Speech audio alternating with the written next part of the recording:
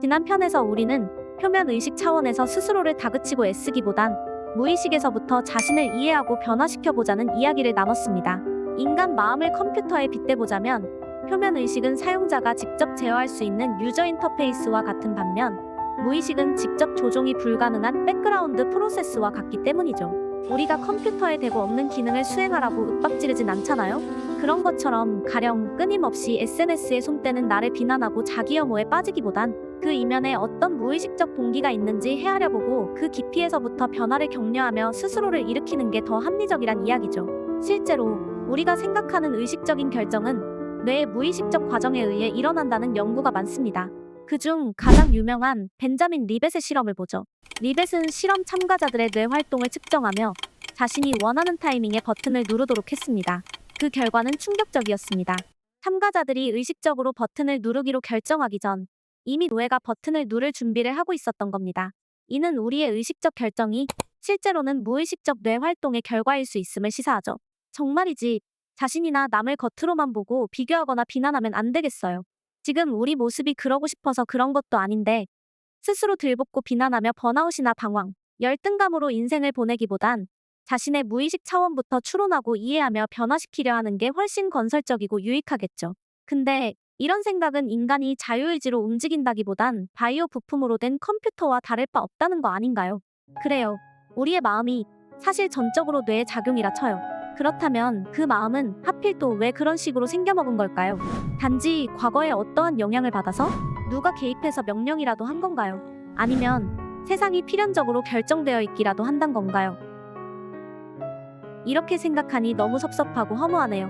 나의 모든 감정과 생각이 다만 노액, 즉 탄소와 물로 환원되는 물질의 산물일 뿐이라면, 내가 그냥 수동적인 존재일 뿐이라면 내가 굳이 왜 힘들게 살아야 하는 걸까요? 죽음이 무서워서 내가 죽어버린다면 사랑하는 가족이 아플 테니까.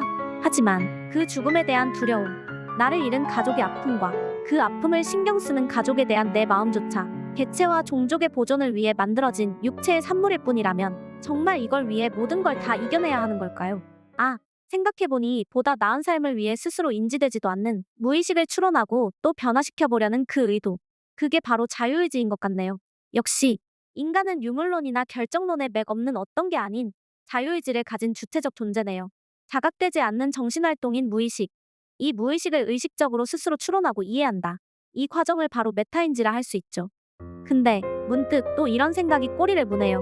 이 메타인지 또한 그냥 물질적인 뇌의 산물일 뿐인 거 아닌가? 리벳의 실험에서 의식적 결정 전에 무의식적 뇌 신호가 먼저 일어난 것처럼 메타인지를 해야겠다는 의도 역시도 단순히 뇌 로직의 결과라면 우리는 여기서도 자유의지가 있다기보단 단지 메타인지 기능까지 탑재된 엄청 좋은 컴퓨터일 뿐일까요? 답답한 마음에 챗GPT에게 물어보았습니다. 답변을 보니 현재까지의 신경과학 연구론 이에 대한 명확한 답변이 어렵다고 하네요.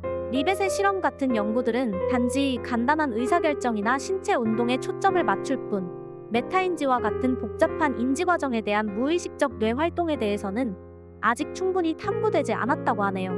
사르트르 등 실존주의 철학자들은 인간을 내던져진 존재라고 해요.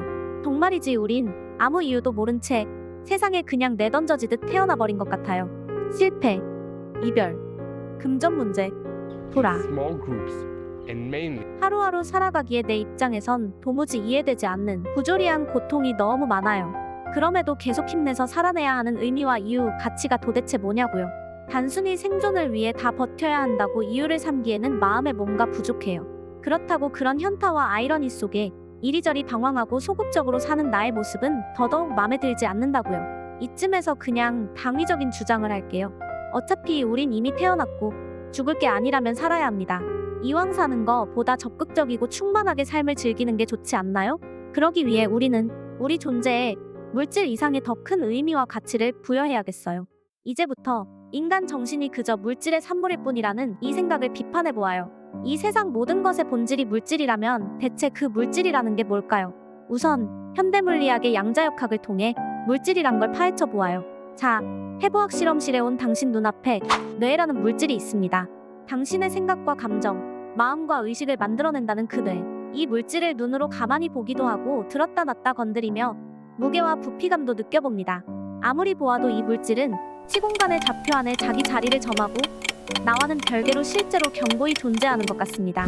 이 물질을 이루는 최소 단위, 눈에 보이지도 않는 원자 차원까지 들어가 볼게요. 양자역학에 의하면 물질을 구성하는 원자들은 대부분 공간으로 이루어져 있습니다. 원자의 핵은 매우 작고 전자는 핵 주변의 넓은 공간에서 확률적으로 분포합니다. 원자를 이루는 여러 양자 입자들은 파동과 입자의 성질을 동시에 띠며 궁극적으로는 에너지의 형태로 나타낼 수 있다고 합니다. 이는 물질이 시간과 공간 속에 자리를 점하고 공고히 존재한다는 우리의 기본적인 생각에 의문을 제기하죠. 뭐 그렇다 해도 인간에게 자유의지가 있다는 직접적인 과학적 근거는 아직 없어요. 하지만 과학에서 어떤 게 아직 증명되지 않았다고 해서 그게 틀리거나 존재하지 않는다는 뜻은 전혀 아니잖아요? 이럴 땐 철학의 도구로 탐구해보아요. 독일 관념론의 임마누엘 칸트 이야기를 들어보죠. 물질이라는 걸 우리 인간은 어떻게 인식하나요? 다시 해부학 실험실에 온 당신 눈앞에 뇌라는 물질을 관찰해보세요. 우리는 눈, 코, 입, 귀, 피부라는 5가지 감각기관을 통해 이 물질을 관찰하죠. 칸트는 우리가 실제 이 물질을 인식하는 게 아니라 오감을 통한 정보를 우리 머릿속 인식의 틀이 해석한 이미지를 인식하는 거라 합니다. 즉, 우리가 감각하는 건 실제로 이렇게 시공간 속에 독립적으로 존재하는 게 아니라 우리 인식 구조가 구성한 것일 뿐이라는 겁니다. 시간과 공간 역시 우리 인식의 틀을 구성하는 것이며 우리는 시공간 속에 실제하는 어떤 걸 경험하여 수동적으로 받아들이는 게 아니라 우리에게 있는 인식의 틀 안에서 감각 자료를 능동적으로 구성하여 대상을 인식한다는 거죠. 천동설에서 지동설을 주장한 코페르니쿠스처럼 인식이란 것의 방향을 전환한 겁니다. 따라서 이 물질은 인식하는 내가 없으면 이런 모습으로 존재하지 않습니다. 인식하는 주체가 있기에 인식되는 대상이 이런 모습으로 존재할 수 있는 겁니다. 이는 물질이 나와 독립적인 절대적 실체로 존재한다는 관점에 의문을 제기합니다. 주체가 없으면 대상도 없다. 이런 식의 인식을 하는 주체는 대체 누구일까요? 다시 칸트에 의하면 인간은 대상을 바라보는 자신을 인식할 수 있습니다. 하지만 대상을 바라보는 그 자신을 바라보는 자신은 끝없이 뒤로 물러나며 스스로 결코 인식을 할 수 없다고 하죠. 이를 초월적 통각이라 한다네요. 칸트는 순수이성 비판을 통해 인간 인식의 한계에 대해 이야기했습니다. 특히 이율배반이란 개념을 통해 서로 모순되는 두 명제가 동시에 성립하는 것에 대해 인간은 알 수 없다고 했죠. 예를 들어 신은 있다와 신은 없다는 명제는 상반된 판단으로 동시에 있을 수 있죠. 이와 같은 경우를 이율배반이라 하며 이는 인간의 알무의 영역에 속할 수 없다는 것입니다. 칸트보다 훨씬 이전에 고타마 시타르타 역시 이런 식의 형이상학에 대해서는 연구할 수도 설명할 수도 없다는 입장으로 침묵을 고수했다 합니다. 어쩌면 자유의지의 문제 역시 마찬가지입니다. 인간에게 자유의지는 있다와 인간에게 자유의지는 없다는 모두 동시에 있을 수 있는 상호 모순된 명제이죠. 그렇기에 우리 인간의 인식 틀로는 우리에게 자유의지가 있는지 아니면 없는지 알기 힘드나 봅니다. 한편 칸트의 초월적 통각을 다시 꺼내볼게요. 나의 인식을 인식하는 자아는 끝없이 뒤로 물러나 나의 인식에 붙잡히지 않고 초월한다. 인식을 하는 주체는 인식할 수 있는 대상이 아니다. 네, 이렇게 인식을 하는 주체로서의 나는 비로소 이렇게 인식의 틀로는 인식할 수 없는 이율배반이 되며 즉 시공간 밖의 절대적이고 영원불멸인 게 됩니다.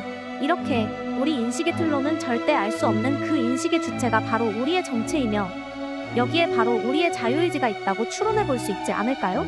세계적인 영성가 에크하르트 톨레 역시 인간 정신작용의 배후에는 그 생각들에 물들지 않는 그 생각들이 일어났다가 사라지는 무한한 공간이 있으며 그것을 순수 존재 또는 순수한 있음이라 부릅니다.